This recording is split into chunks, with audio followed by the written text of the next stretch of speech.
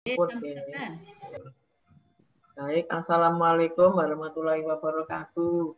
Suatu kesempatan yang berbahagia saya bisa bergabung ya dengan adik-adik SNPN 30 yang cantik-cantik dan ganteng ini katanya Mbak Ilya tadi ya.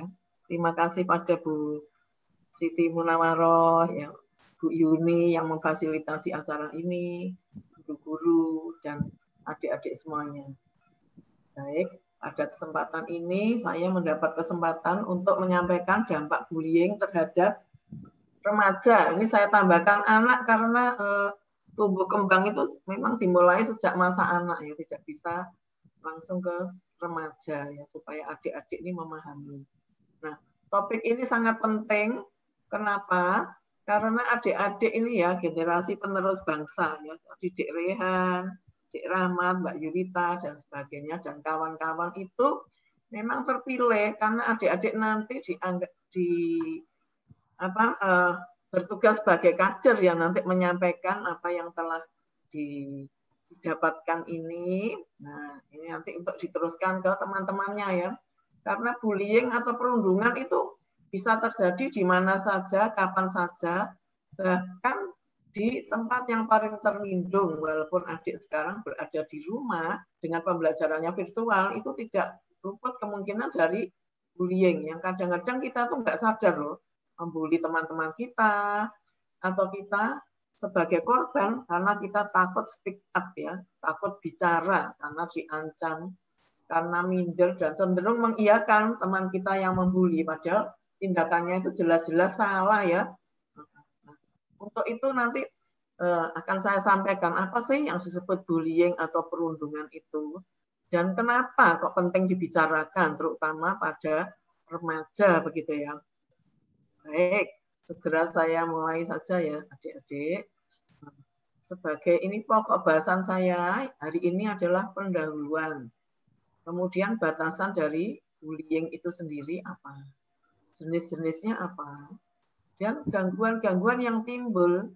Jadi perlu digarisbawahi adik-adik semuanya bahwa gangguan yang timbul itu tidak hanya saat ini saja, tapi bisa berkelanjutan sampai masa dewasa, bahkan sampai akhir hayat. Nanti kalau menjadi nenek atau kakek itu bisa peristiwa bullying itu bisa menimbulkan hal-hal tertentu begitu ya. Dan bagaimana sih tata laksananya?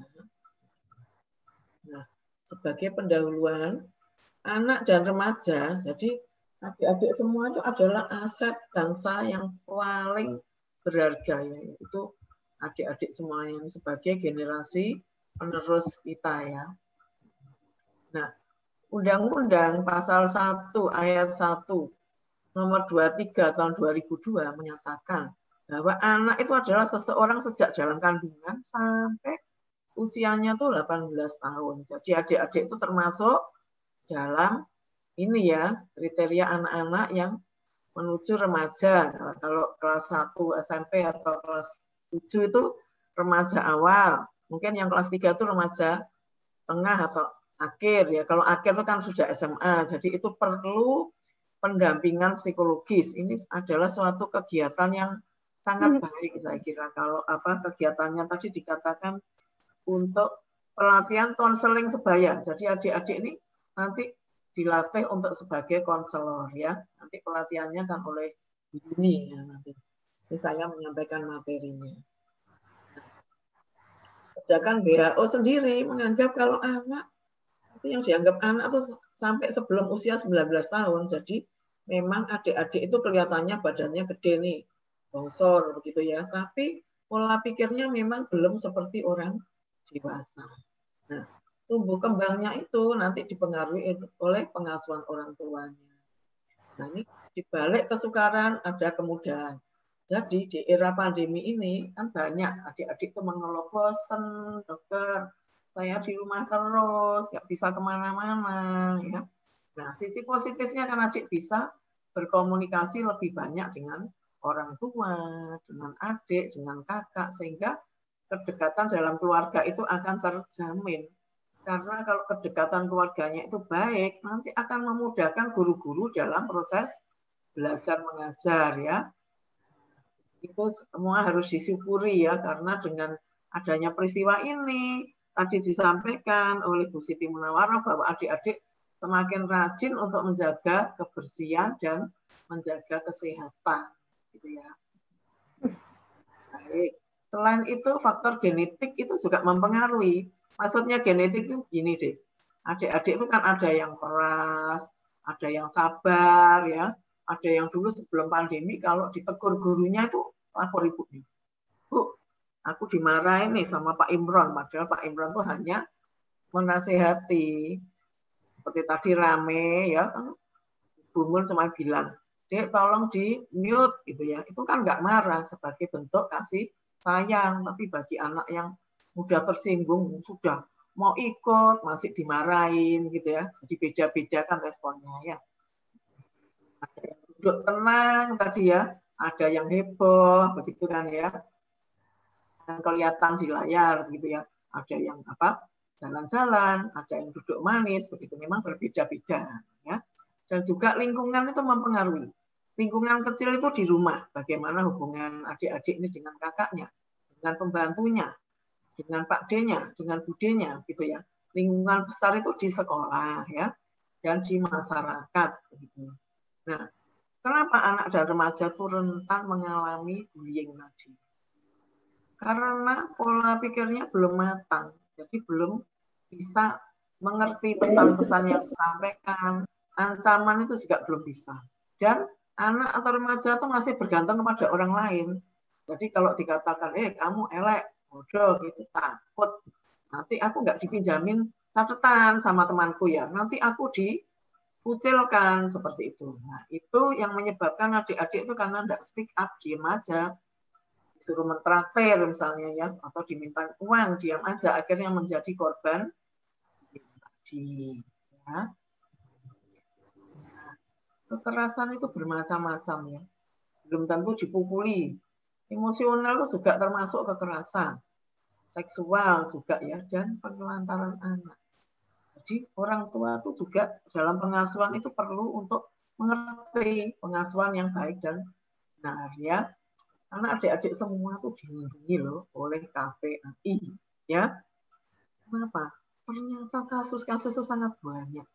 Anak-anak korban cybersex dan kejahatan online itu sangat banyak. Ini data yang tahun 2011 sampai 2014. Yang sekarang tentunya lebih banyak lagi. Jadi hati-hati adik-adik yang belajar dengan daring itu ya. Jangan belok-belok ke sebelah.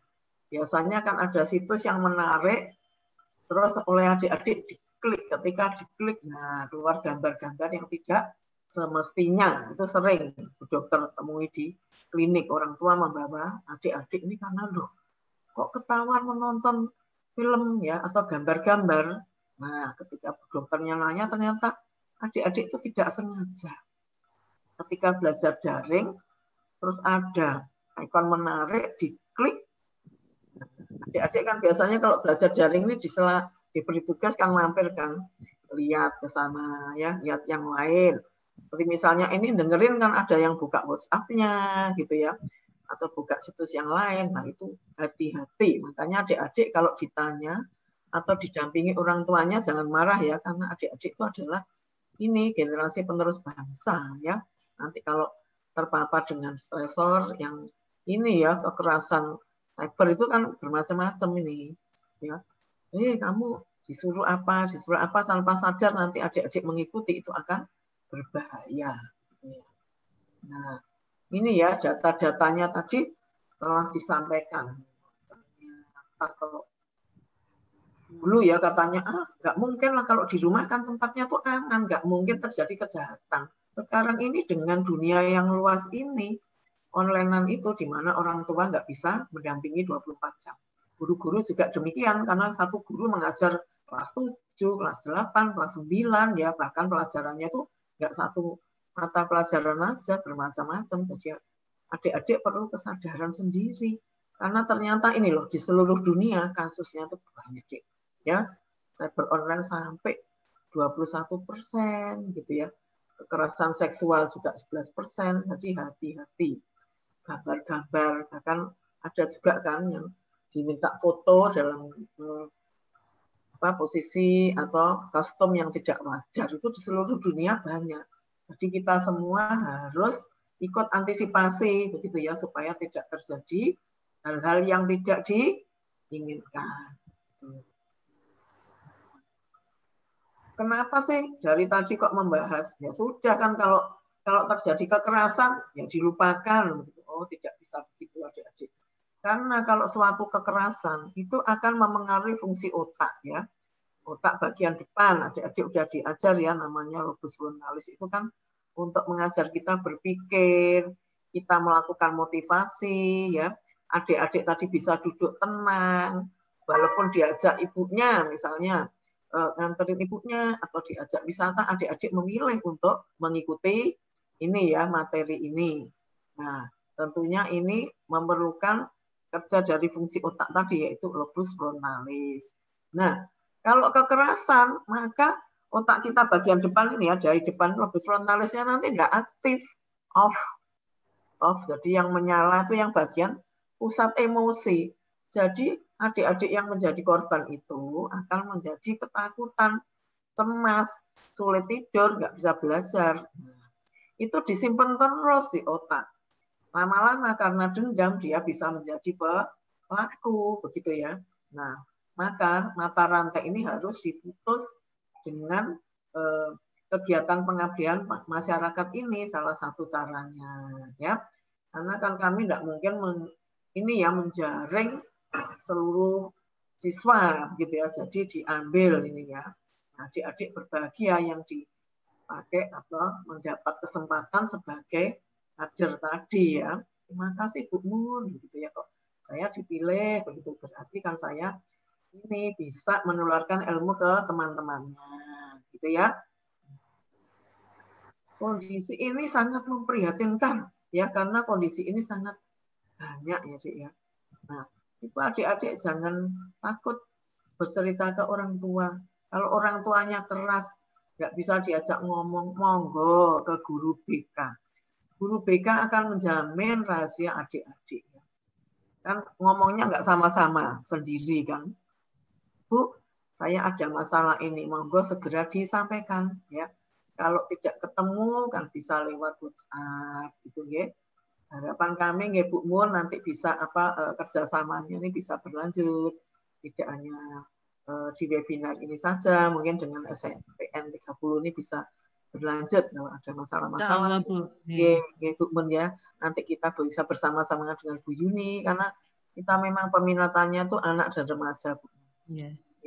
Nanti bisa saling bekerja sama nggih. Misalnya kalau yang ringan kan konseling ke guru, mungkin kalau sampai terjadi gangguan bisa ke Bu Yuni menapa kalih kula nggih saged ngoten nggih. Nah, adik-adik juga bisa cerita nih kepada mbaknya di rumah yang dekat yang bisa dipercaya ya. Atau psikolog, di sekolah kan ada psikolognya ya. Atau psikiater. Nah, di rumah sakit kami ada psikiater anak dan remaja. Nanti rahasia adik akan dijamin, nggak dikeluarkan, nggak disebar-sebarin. Saya beritahu ya, Rehan kemarin itu ke saya loh, Bu Mun, cerita begini, nggak mungkin seperti itu ya. Demikian pula Bu Mun, nanti diceritain tadi ya, siapa tadi temanmu namanya. Lalu loh, Dokter Yunita cerita begini, itu nggak mungkin. Itu kita jamin semua kerahasiaannya ya. Gitu. Nah, apa sih dokter bullying itu ya? Bullying atau bahasa Indonesia perundungan, intinya itu adalah perilaku kekerasan ya, baik fisik, verbal, emosional, nanti saya terangkan pada slide berikut, yang dilakukan oleh orang yang lebih besar ke anak yang lebih kecil, baik secara kelompok atau sendiri. Nah, biasanya nyalinya itu pelakunya itu juga kecil adik-adik, jangan khawatir itu ya. Ya sebetulnya tuh nyalinya juga kecil, makanya beraninya seperti ini ya, seperti digambar loh. Beraninya kan 2 orang, ya sendiri kan nggak berani.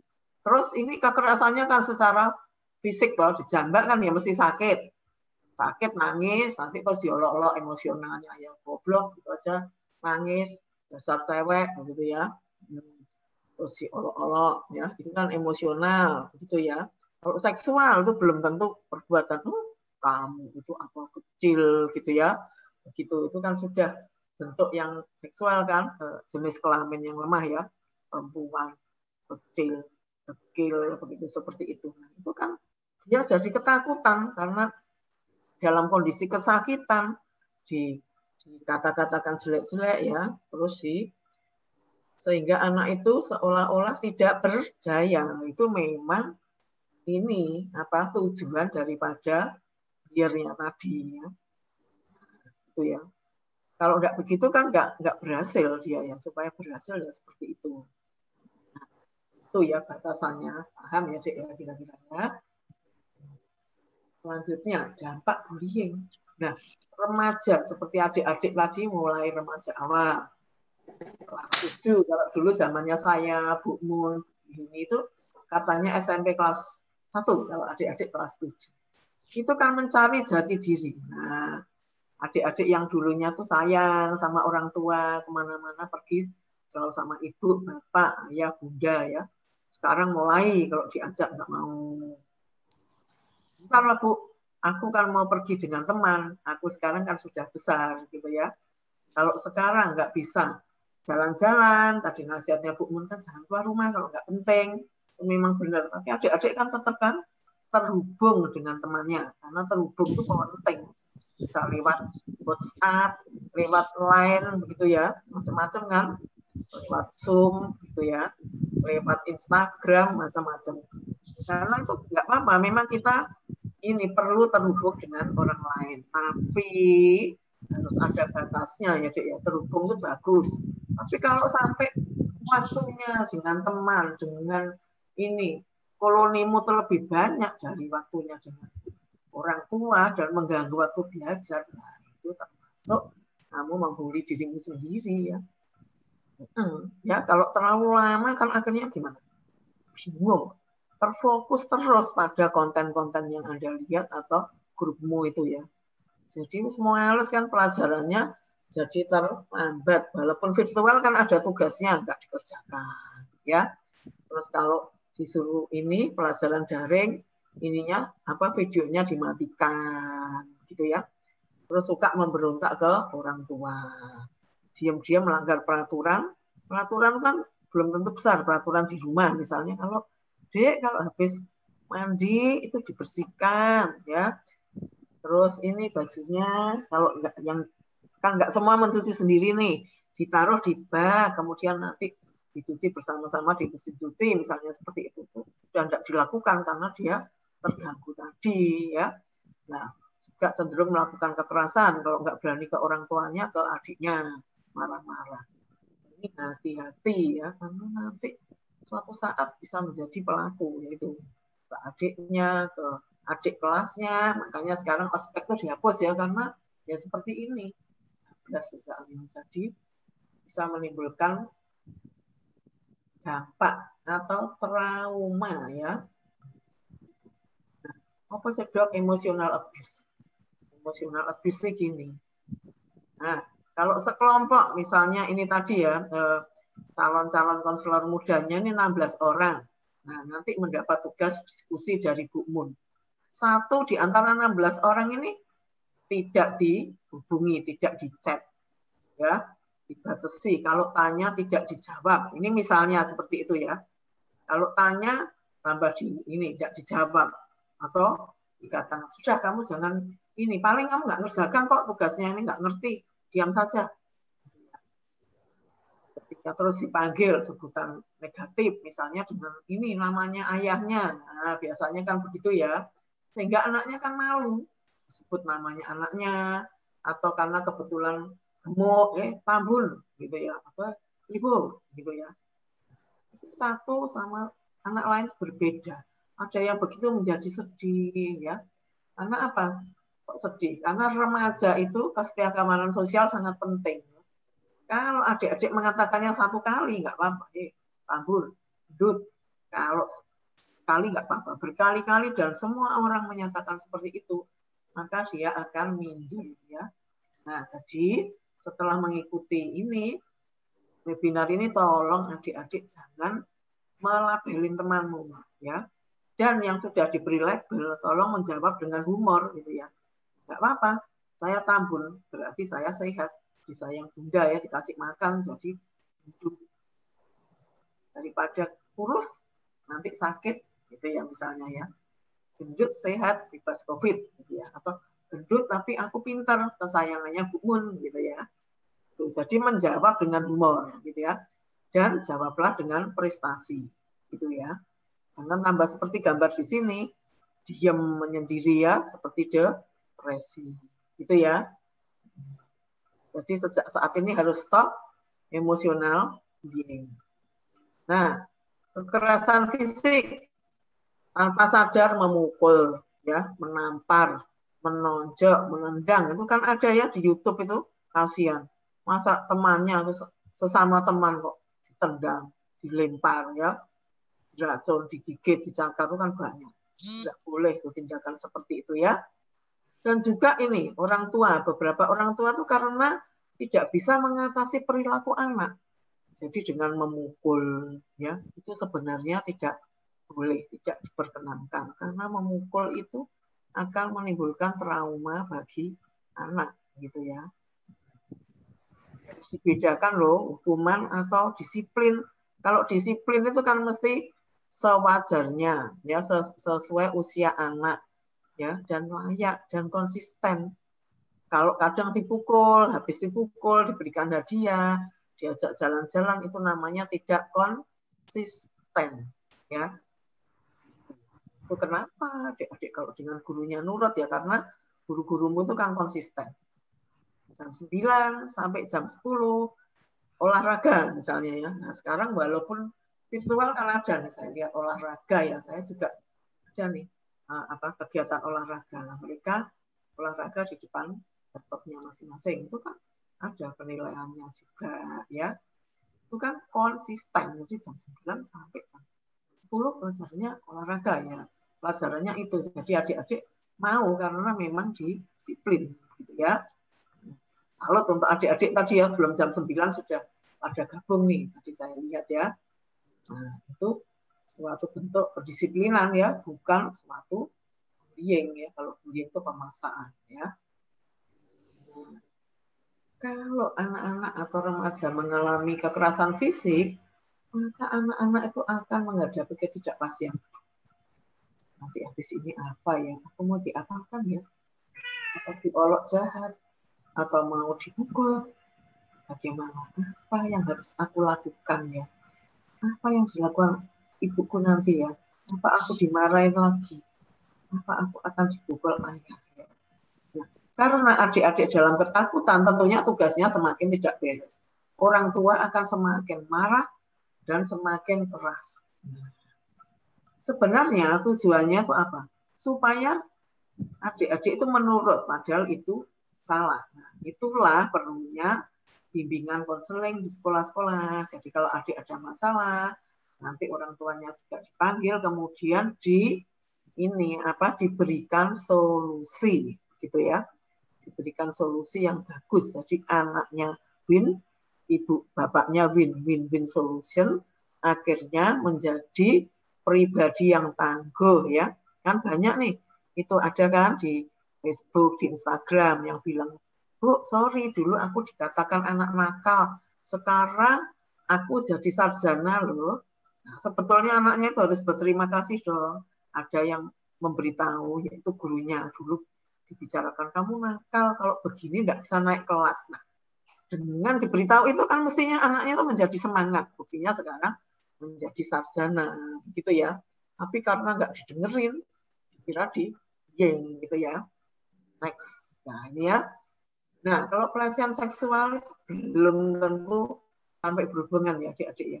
Jadi kalau menonton gambar-gambar yang tidak senonoh itu ya, kan sering kan gambar-gambar terus disentuh bagian tubuh yang tidak boleh, atau ini ya cyberseksual walaupun online ya, itu tidak boleh karena itu melanggar hak asasi, karena itu nanti menjadi risih, rendah diri, itu dibawa terus sampai masa remaja, dewasa dibawa terus ya, sehingga nanti kalau dewasa jadi takut, misalnya perempuan ketemu cowok, aduh, nanti aku akan perlakukan tidak senonoh, padahal belum tentu ya. seperti itu. Jadi harus dihindari. Nah, ini dikhususkan dampak psikologis ya. Kalau tadi secara umum, ternyata gangguannya itu berkelanjutan loh adik-adik ya. Awalnya mungkin jadi menyendiri, ya, pemalu yang dulunya ramai bergaul dengan teman-temannya kok jadi menyendiri, apalagi kalau pas daring gini nggak kelihatan.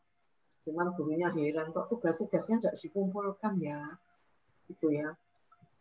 Terus jadi ini ada gangguan makan, makannya tambah banyak sehingga gendut atau nggak mau makan.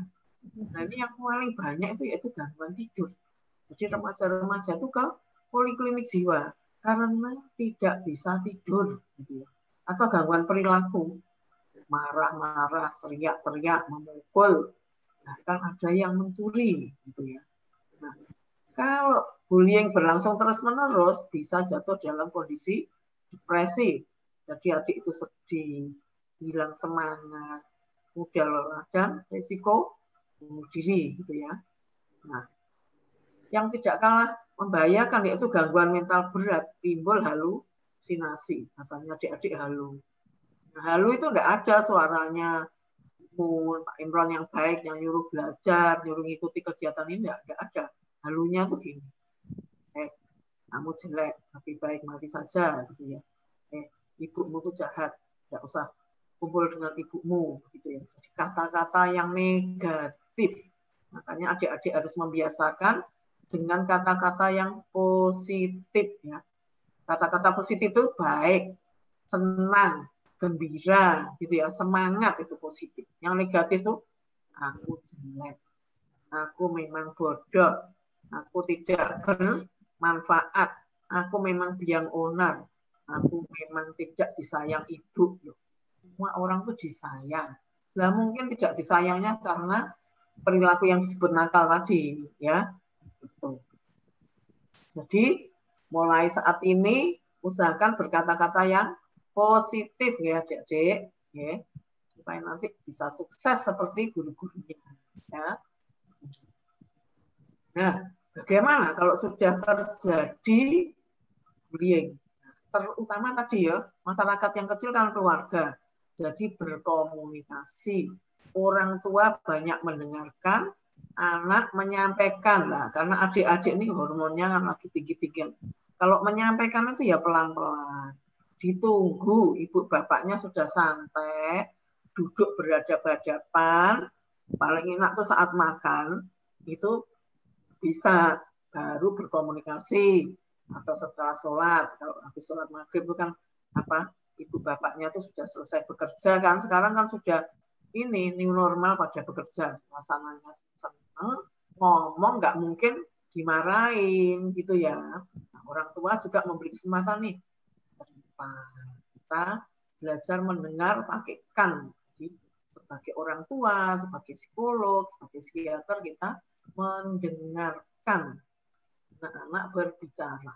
Nah, juga tak kalah pentingnya yaitu terapi bermain ya. Oh, bermain itu punya anak-anak kecil tidak ya. Buktinya itu outbound itu ya. Sampai sekarang bermain aja membayar karena kita bermainnya itu kurang ya. Nah, nanti kalau perlu outbound nanti bisa didampingi Bu Yuni itu ya. Bu Yuni itu ini biasanya juga saya diajarin nih outbound yang baik dan benar itu. Intinya kan ini, kita menjalin komunikasi, sportivitas, ya kan, kerjasama, kejujuran, begitu ya. Melatih emosi. Outbound, karena outbound itu kan ini, kita sejajar, nggak ada guru, nggak ada murid, semua teman, semua teamwork ya. Jadi kita bekerja sama.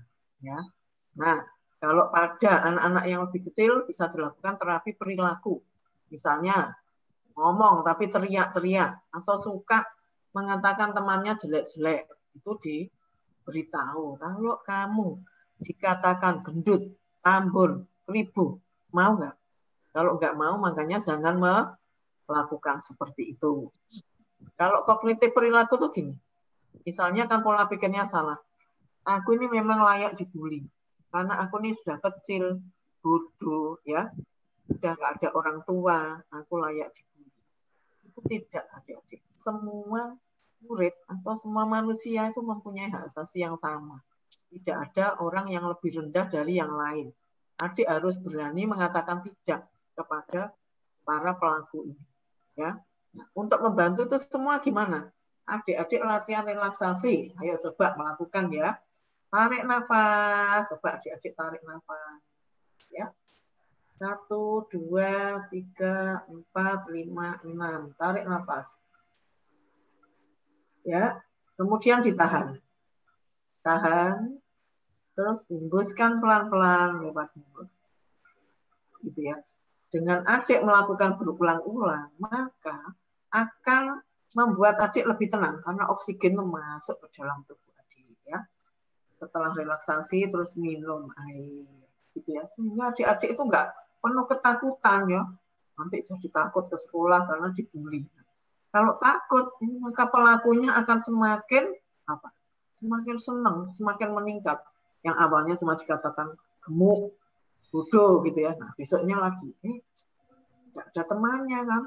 Apa makannya banyak, malu dekat sama kamu, ditambah lagi bau, tambahin lagi, nggak dipinjamin itu ya apa catatan, tambah meningkat. Tapi kalau adik-adik tadi menjawab dengan humor, maka kan tobat yang ini pelakunya tadi ya.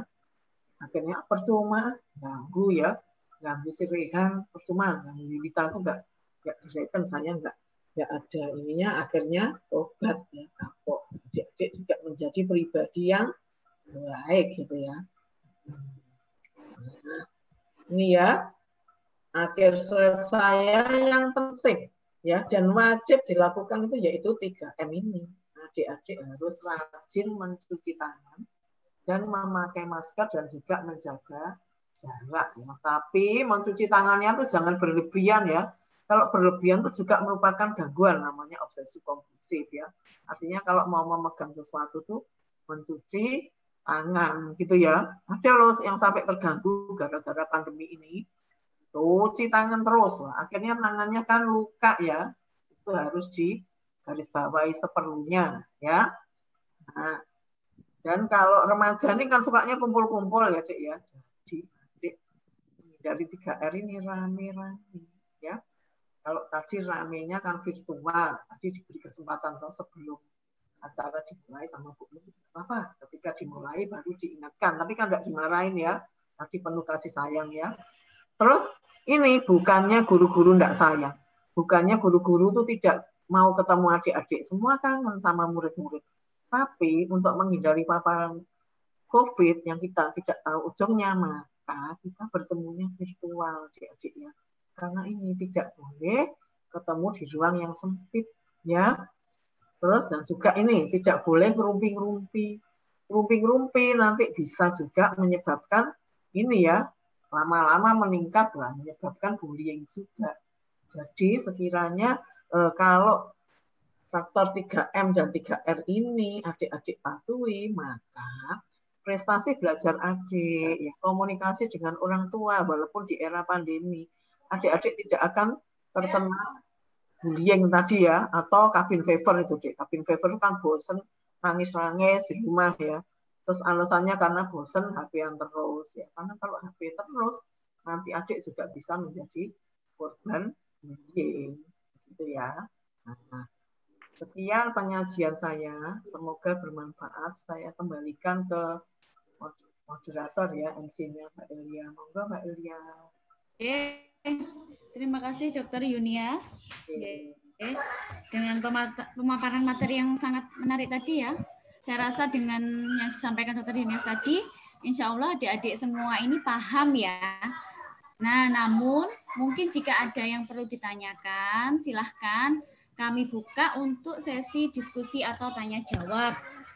Mungkin ada yang perlu disampaikan, silahkan mungkin bisa menyalakan nanti di unmute ya. Monggo silahkan. Ada apa tidak?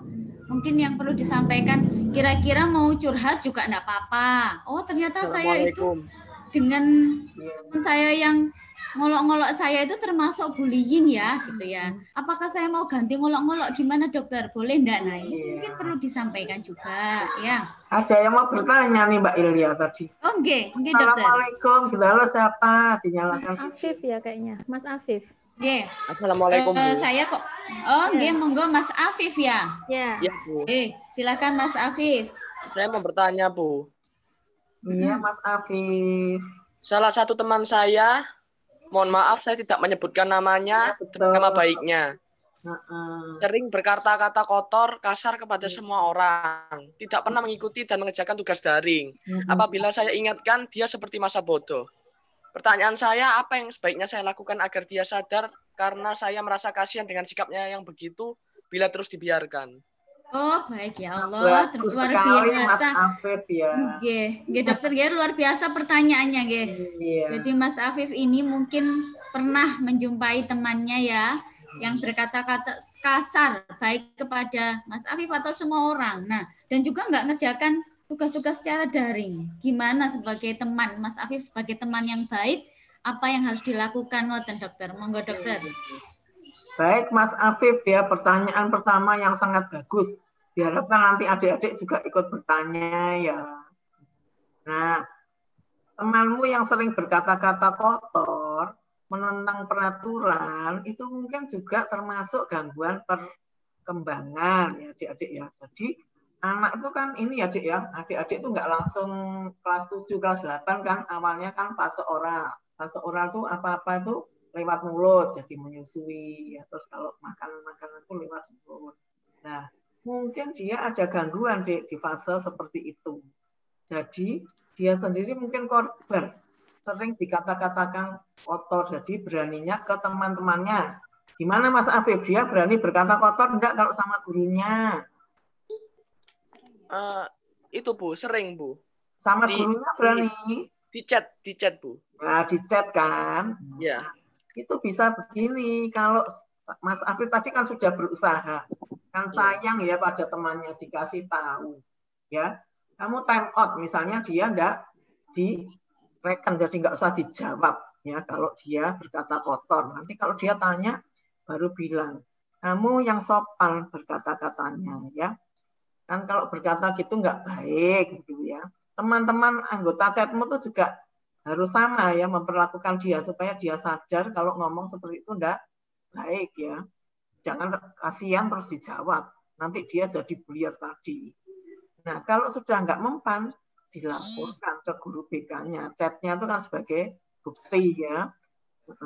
Dan juga itu maksudnya tugas-tugas yang dikerjakan itu tugas kelompok ya. Iya, Iya, Dek Afif, tugas kelompok. Iya Bu, tugas daring.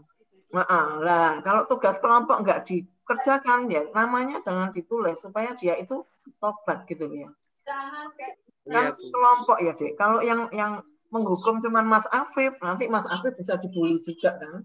Mungkin badannya dia lebih besar atau dia membuat kelompok ya. Jadi ini dikeluarkan dari grup itu, kemudian kelompok yang lain, kan misalnya satu kelompok ada 5 orang ya. Nah, dia dikeluarkan dulu, kemudian Mas Afif dengan yang 4 orang itu membentuk ini kelompok ya. Ini bagaimana ya supaya orangnya ini kapok. Jadi kita kalau dia berkata-kata kotor, maksa kan gitu ya, supaya mengerjakan tugasnya, nggak usah ditulis namanya. Nanti adik bisa lapor ke gurunya juga kan. Kenapa kok nggak ditulis? Karena seperti ini, gitu ya. Awal sebelum lapor adik beritahu dulu kalau kamu seperti ini, maka kami, jadi pakai nama kami, tidak akan menulis di grup. Nah, keuntungannya virtualnya kan mau mukul adik nggak bisa kan ya. Nah, begitu. Terus tidak usah takut dengan orang yang seperti itu. Biasanya orang yang keras itu dibalik kerasnya tuh lemah deh. Jadi jiwanya itu lemah ya, dia tidak akan berani kalau kita tegas ya. Itu. Terima kasih Adik Afif ya pertanyaannya. Sudah jelas apa belum? Kalau belum sudah Bu, sudah jelas. Terima kasih Bu. Okay. Ya, semoga sukses ya Mas Afif ya. Ya Bu, amin. Amin ya rabbal alamin. Baik, terima kasih dokter atas jawabannya tadi. Insya Allah Mas Afif sudah paham ini ya bahwa bagaimana menyikapi ada teman yang sering berkata kotor, nggak ngerjakan PR atau nggak ngerjakan tugas dalam kelompok. Nah, tadi sudah dijawab oleh Dokter Yunias ya. Mungkin ada teman yang lain yang mau bertanya atau curhat loh, nggak apa-apa loh ini curhatnya. Ini ajang curhat juga boleh. Monggo. Atau mungkin pernah lihat di HP itu ada gambar yang kok aneh gitu ya. Saya jadi tertarik, akhirnya saya klik. Loh, ternyata isinya kok begitu. Apakah pernah mungkin ya? Bisa disampaikan. Ya. Tadi kan ada banyak ya. Bullying itu jenisnya banyak. Ada kekerasan fisik. Nah, fisik itu bisa tidak hanya dari orang lain, dokter, bisa dari orang tua mungkin. Nah, yang mungkin pengasuhan model lama ya. Apakah pernah mungkin? Tapi kalau saya rasa alhamdulillah tidak ada, mudah-mudahan ini ya. Atau mungkin dari orang lain gitu ya. Oh, ini ada Mas Zidan ya, bertanya di dalam chat kalau tidak salah ini ya. Silahkan Mas Zidan, bisa langsung berbicara atau di chat juga boleh ya. Silahkan Mas Zidan. Kalau mau bertanya mana ini Mas Zidan? Langsung aja Mas Zidan, nggak apa-apa. Mas Zidan. Mas Zidan Sultan, monggo, langsung aja. Ya, dibuka videonya. Biar kita juga tahu Mas Zidan itu gantengnya kayak apa ya Mbak dokter ya. Apa ya Mas Zidan? Ibu sama Mbaknya cantik. Oh, atau boleh di chat juga nggak apa-apa, silahkan dilanjutkan Mas Zidan. Sementara Mas Zidan masih ngechat, bisa yang lain silahkan kalau ada yang mau ditanyakan. Saya rasa sekarang adik-adik ini sudah berani ya, maksudnya sudah punya keberanian untuk bertanya. Beda kalau saya dulu. Ini siapa ini? Ada Nabila Syakira. Ayo, Mbak Nabila. Nah, silahkan Mbak Nabila langsung ngomong aja, enggak apa-apa. Tadi kayaknya raise hand deh. Mbak Nabila. Oh, enggak jadi bertanya. Oh, ada Mbak Rahma. Nggak apa-apa loh adik-adik, kita hari ini teman ya, nggak ada semua teman. Semua teman ya. Kalau nanti apakah pernah mungkin tidak mengalami ya, mungkin tidak mengalami, tapi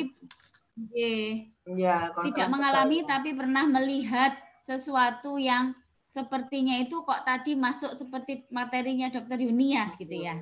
Nah ini ada Mas Zidan bertanya, Bu, untuk cara mengatasi teman yang sering berbicara kotor tadi mirip ya pertanyaannya sama dengan Mas Afif.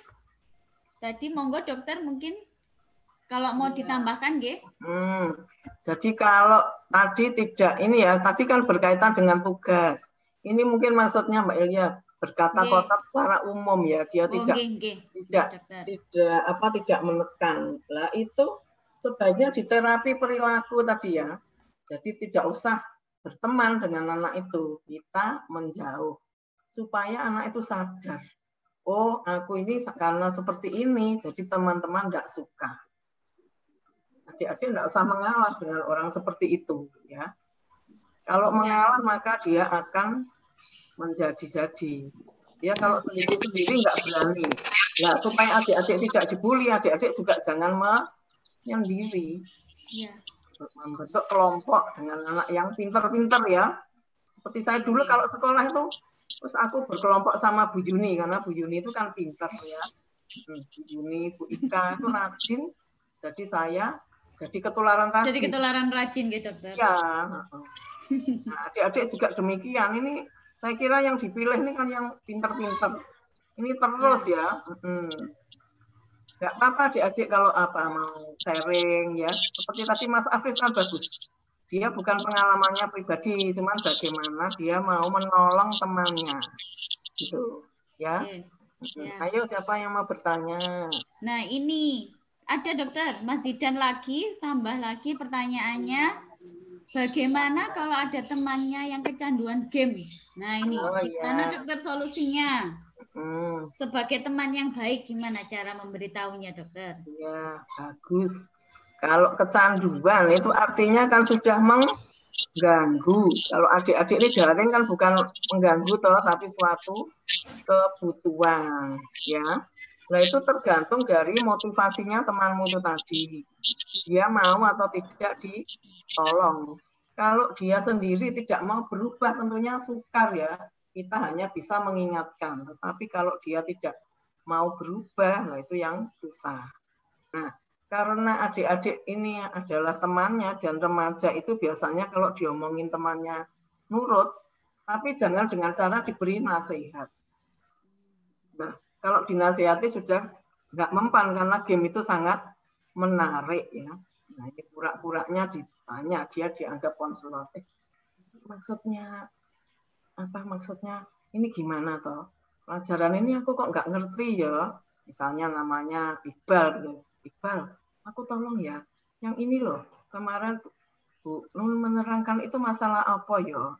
Coba kita pelajari bersama-sama. Nah, itu namanya pengalian.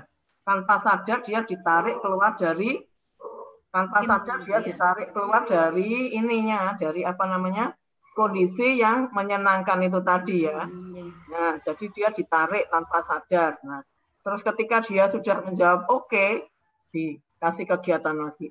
Ini loh, jam sekian ini ada belajar bersama-sama, membentuk kelompok. Iqbal, ayo belajar bersama-sama kelompokku. Nah, lama-lama dia kan karena dicintai, dilibatkan itu dia lupa terhadap gamenya.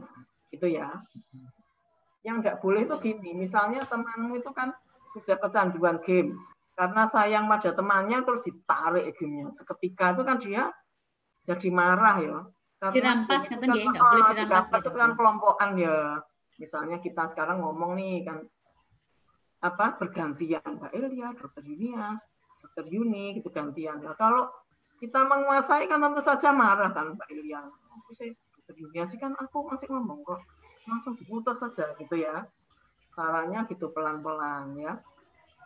Didekati, oh gamenya ini toh. Ya, adik-adik jangan ikut nyandu loh ya. Gamenya iki. Ya bagus juga ya, tapi tugas utamanya belajar loh. Ya, habis ini ya kira-kira 10 menit lagi ada waktu enggak? Ya. Untuk ini, untuk belajar bersama. Supaya temanmu itu sadar ya. Kalau enggak nanti tambah-tambah ya. Atau adik-adik yang ikut kecanduan nanti ya. Karena game-game sekarang menarik ya. Adik-adik jangan main yang game dewasa ya.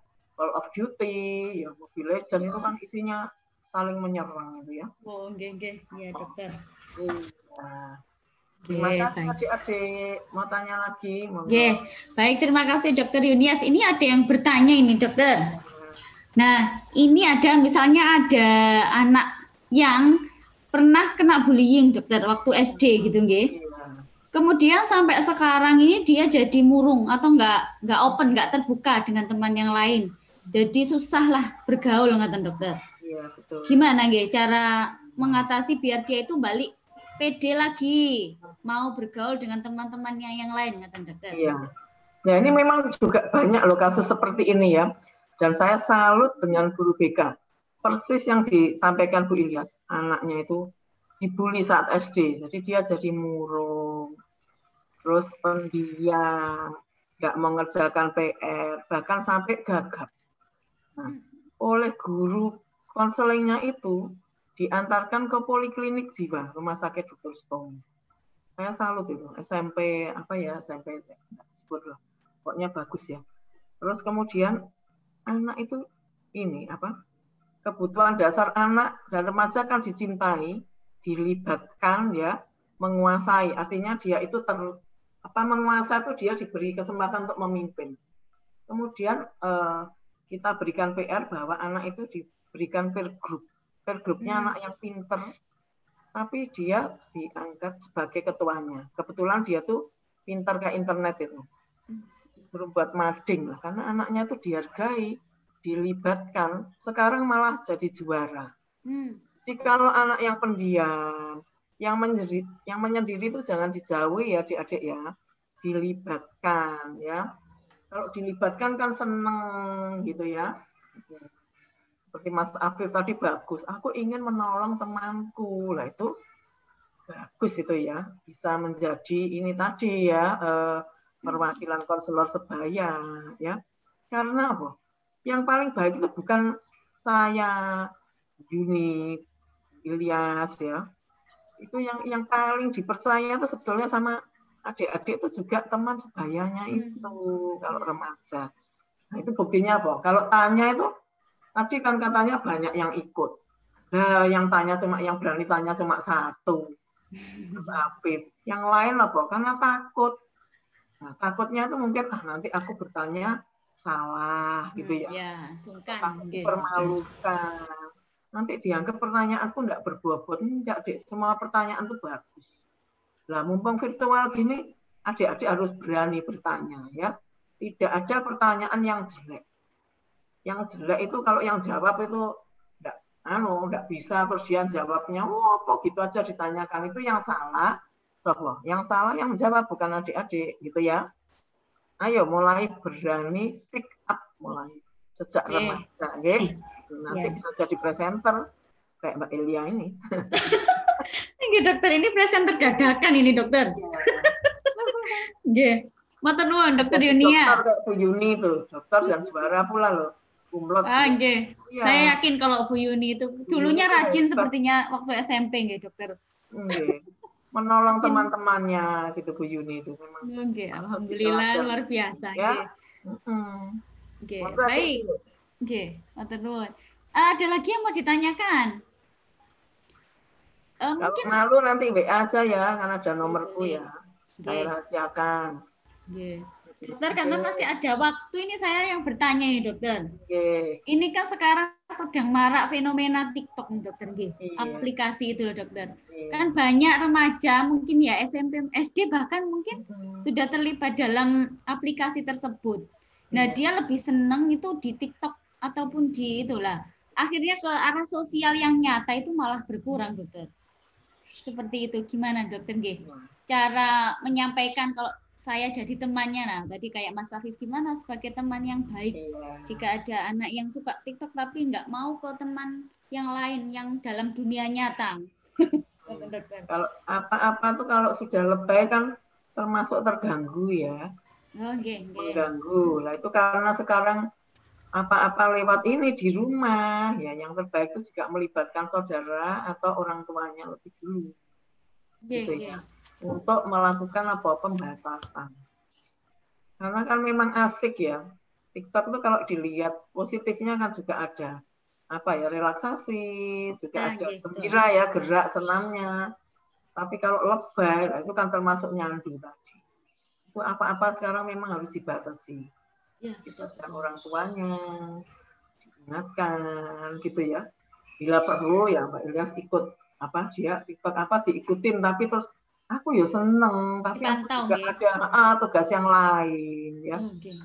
Kasihan nanti kalau nggak gitu prestasi belajarnya menurun nanti. Lama-lama bisa depresi. Kalau terlalu banyak itu kan menyebabkan ini ya, alam prasadarnya aktif. Bisa timbul halu-halu juga. Iya, betul. Terima kasih ya, saya sangat senang loh diberi kesempatan bergabung dengan SMP 30 ini.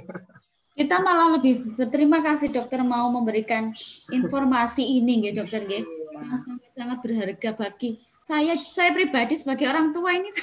Tadi waduh, materinya ini buat orang tua juga bagus banget ini. Baik, tadi kok ada yang raise hand ini ya, kayaknya Mbak Nabila sama Mas Delen Jordan. Raise hand-nya ini mau tanya atau say hello aja ini? Ayo Mbak Nabila, mungkin ada unek-unek ya. Nanti kan jadi konselor ini gitu. Ini Mas Delen. Kalau ini anak ganteng ini. Permisi Bu. Iya, Mas Delen. Nah, kan kalau misalnya ya ada teman suka bully gitu, kita jadi korban bully ini. Nah itu kita sudah dibully, itu dikata-katain, terus dia itu main fisik. Ibarat kata mukul. Nah, apa kita perlu memukul genti? Karena kita ada nyali, Bu. Soalnya kan kata nih kakakku dulu, aku pernah bilang, kalau kamu dipukul, itu sudah beda urusan, Bu. Bagus ini ya. Luar biasa, Mas Delen. Pertanyaannya bagus, seganteng orangnya kayaknya ya. Dokter, ini ada. Ini awalnya ngata-ngatain, tapi berikutnya kok jadi memukul. Nah, ini perlu gimana? malah menjadi dia main fisik gitu. Nah, kita perlu membalasnya apa dibuatin gimanain anak itu, Bu? Oke, makasih. Monggo dokter, gimana ini harusnya? Jadi memang intinya bullying itu kan begitu ya. Pertama yang ringan, kalau mempan ditambahi terus, sehingga tujuannya kan supaya Mas Dellen ini enggak berdaya gitu kan tujuannya dia ya. Ketakutan gitu dokter, jadi ketakutan. Nah, untuk itu kita mesti ada trik. Kalau dia kan memukul dia. Harapannya nanti kalau adik ikut memukul, dia tuh akan licik. Nanti adik dilaporkan ke gurunya. Ya kan? Nah, yang baik itu dihindari. Jadi ya, dihindari berkumpul dengan orang seperti itu. Adik-adik juga jangan sendirian. Terus kalau nemen ya dilaporkan ke gurunya. Pintar mereka itu, Dek. Nanti kalau pada waktu adik kan mangkel memukul, ya, memang badanmu besar memukul. Terus dia kan nggak mungkin sendiri. Dia dengan kelompoknya adik-adik terus di video, nah, kan ada buktinya. Dengan adik seorang diri nggak ada buktinya. Sering loh korban itu malah disalahkan, dihukum sampai depresi, gangguan jiwa berat. Padahal dia ini korban. Kan mangkel orang kalau dipukul ya otomatis memukul. Nah, itu memang dia inginnya seperti itu, Dek. Nah, bila perlu adik yang balas memancing sampai dia sebelum ini memukul, karena adik bisa jaga jarak ya, satu kepalan tangan. Terus kalau dia sudah ada gerakan memukul, adik-adik kan sudah siap ini, divideokan gitu ya. Ketika dia mulai membuli, kelihatannya adik sendiri padahal di sekitarnya ada orang, supaya gurunya juga tahu ya. Nanti guru-guru tuh bisa kok pendekatan karena mereka ada ini pembelajaran pendekatan psikologis itu.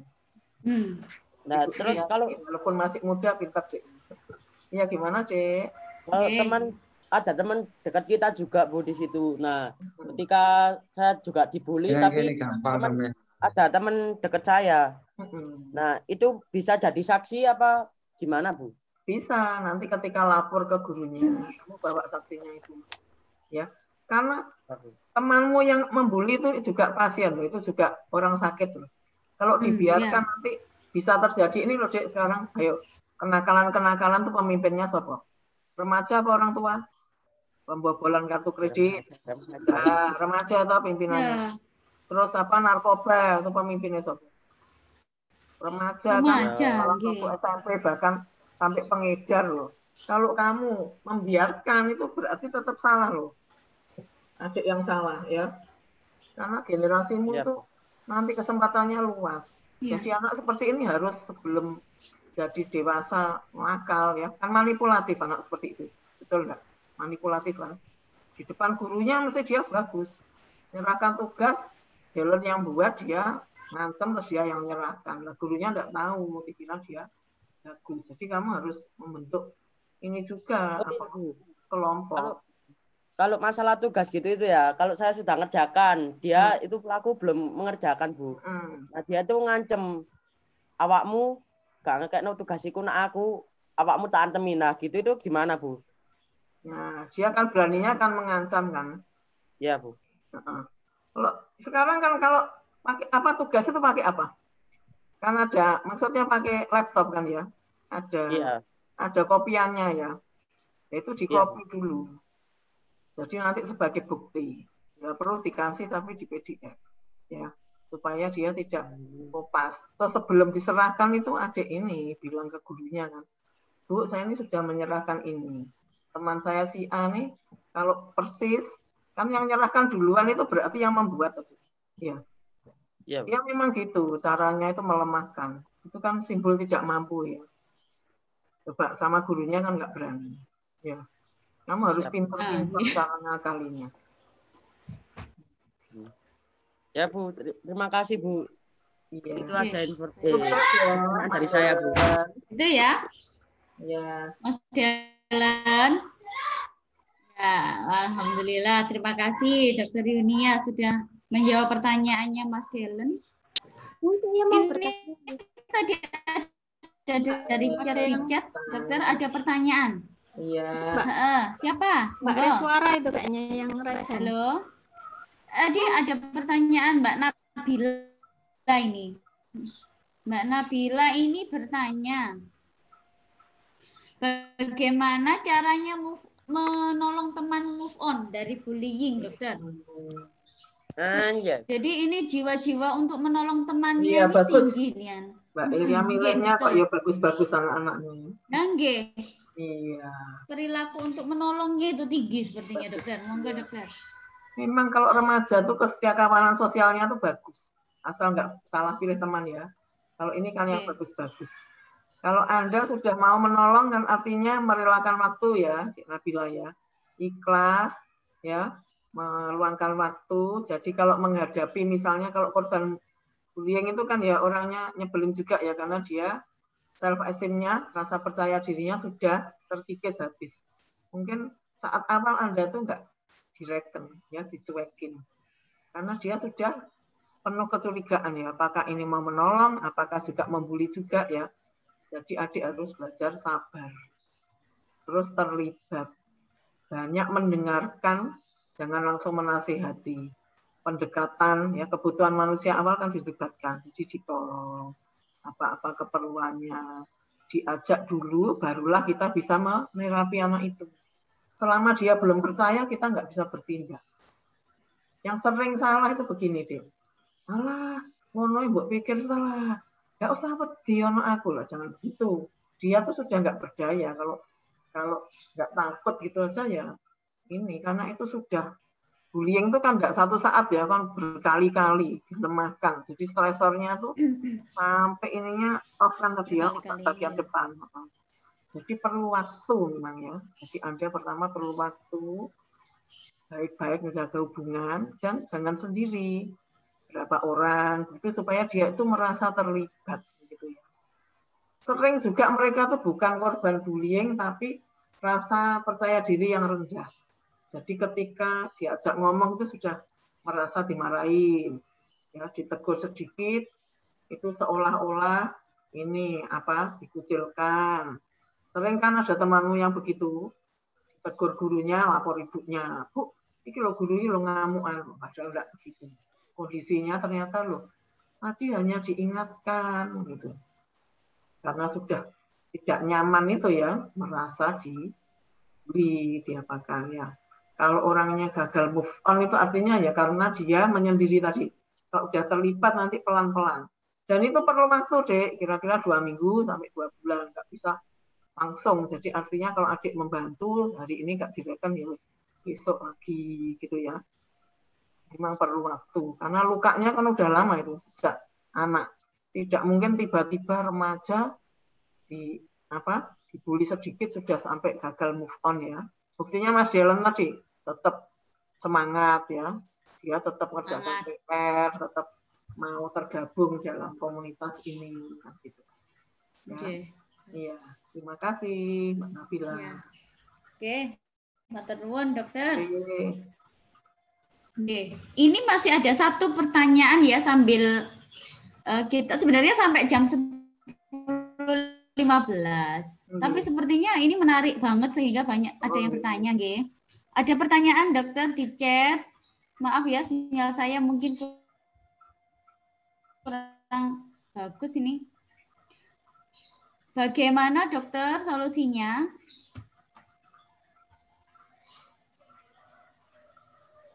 Maaf, nggih, dokter. Bagaimana solusinya jika ada teman yang pikirannya suka traveling aja gitu, dokter? Padahal ini kan era pandemi ngoten nggih, dokter nggih. Tapi saya ingin jalan-jalan aja. Gimana ini cara mengatasinya, dokter? Oh, bagus itu. Jadi itu remaja ya. Remaja atau ibunya. Sekarang tuh ibunya juga ingin traveling terus. Bosan di rumah sama saja. Itu harus diingatkan ya bahwa kondisi sekarang itu berbeda dengan kondisi yang dulu ya. Diingatkan bahaya-bahayanya. Karena memang ini musuhnya nggak jelas, Mbak ya. Kelihatannya is okay, sudah baik-baik saja, padahal bisa terjadi ledakan setiap saat. Jadi harus diberi penjelasan bahwa kondisi saat ini memang lagi berbahaya, supaya nanti tidak bisa memahami bahwa traveling itu baik saja. Kalau masih kebelet traveling, kan sekarang juga ada virtual traveling toh. Ya pasti virtual aja. Virtual, okay. Memang saat ini semua mengalami gangguan penyesuaian, Pak, namanya kalau di jiwa. Awalnya kan kita aktif gitu ya. Saya kan seolah-olah dekat sama Mbak Ida, tapi nggak bisa menyentuh, nggak bisa ini ya. Foto barengnya cuma satu kotak aja. Iya. Ya, Mbak. Makasih.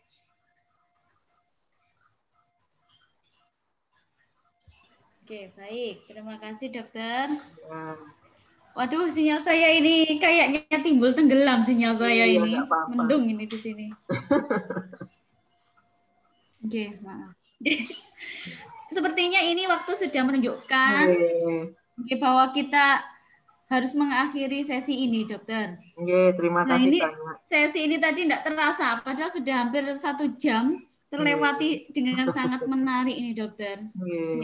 Dan adik-adik SMP, adik-adik remaja ini ya, dan remaja ini benar-benar mengikuti kegiatan ini dengan sangat baik. Calon-calon konselor bagi teman-temannya, jiwa-jiwa menolongnya ini sudah sangat melekat ya. Meskipun masih usianya mungkin masih belasan, mungkin 11, 12, 13, tapi jiwa menolongnya sudah sangat besar dibandingkan dengan usianya, nggih. Nah, ini kalau saya mau merangkum ini tadi diskusi yang menarik ini sangat banyak ya. Intinya sebenarnya orang pelaku bullying itu sebenarnya juga sakit ya dia. Jadi kita harus perlu menolong juga. Ya. Jadi kalau nanti ada yang misalnya perilaku kekerasan, bullying, kekerasan pada adik-adik semua, sepertinya diminimalkan atau sangat dijauhi untuk membalesnya ya. Kita harus menghindar gitu ya, agar tidak memperparah masalah, mungkin menghindar langsung ke ruang BK dan sebagainya, ngoten nggih, Dokter nggih. Jadi biar sebenarnya mereka itu para pelaku juga perlu untuk ditolong, nggih.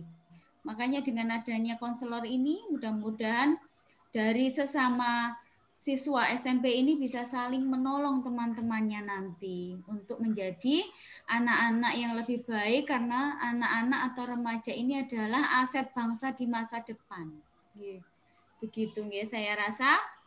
Baik, terima kasih atas perhatian semua yang hadir di sini. Saya ucapkan penghargaan yang setinggi-tingginya kepada Dr. Yunias. Terima kasih sudah bersedia untuk mendampingi kita. Ya. Maaf. Senang sekali. Saya,